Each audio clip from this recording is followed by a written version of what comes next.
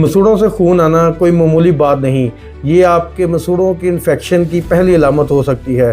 High, I am doctor Muhammad Usman Ghani, assistant professor and specialist آرتھروڈنٹسٹ۔ زیادہ تر cases کے اندر خون آنے کی وجہ منہ میں خاص قسم کے جراثیم ہونا، دانتوں کے اوپر پلاک یا ٹاٹر کا جمع ہونا، یا سخت طریقے سے برش کرنا، یا پھر وٹامن سی کی کمی کی وجہ سے بھی دانتوں سے خون آنے کے چانسز ہوتے ہیں۔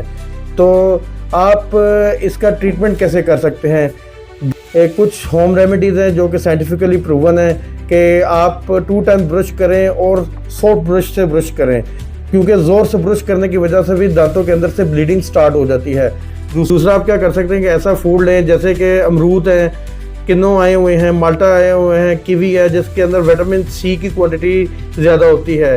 اور اس کے علاوہ ڈینٹل فلوسنگ، یعنی کہ ایک خاص قسم کا یہ دھاگا ہوتا ہے جس سے دانتوں کے درمیان آپ صفائی کرتے ہیں، اور اگر آپ سگریٹ اسموکنگ کرتے ہیں تو فوراً اس کو بھی بند کر دیں، کیونکہ یہ بھی ایک وجہ ہے دانتوں سے خون آنے کی۔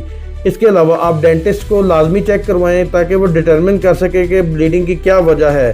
اور یاد رکھیں کہ گھر میں جو ہم لوگ ہوم ریمیڈیز کرتے ہیں وہ جسٹ سوزش کو کم کرتے ہیں، مسئلے کو حل نہیں کرتے۔ پروفیشنل اسکیلنگ اینڈ پالشنگ کے ذریعے آپ دانتوں کی صفائی کروائیں گے تو اس سے ٹاٹر اور پلاک ہٹ جائے گا، جس سے مستقل طور پہ آپ کے دانتوں میں بلیڈنگ کا مسئلہ حل ہو سکتا ہے۔ اور مزید اس طرح کی انفارمیشن کے لیے ہمارے چینل کو فالو کریں یا سبسکرائب کریں۔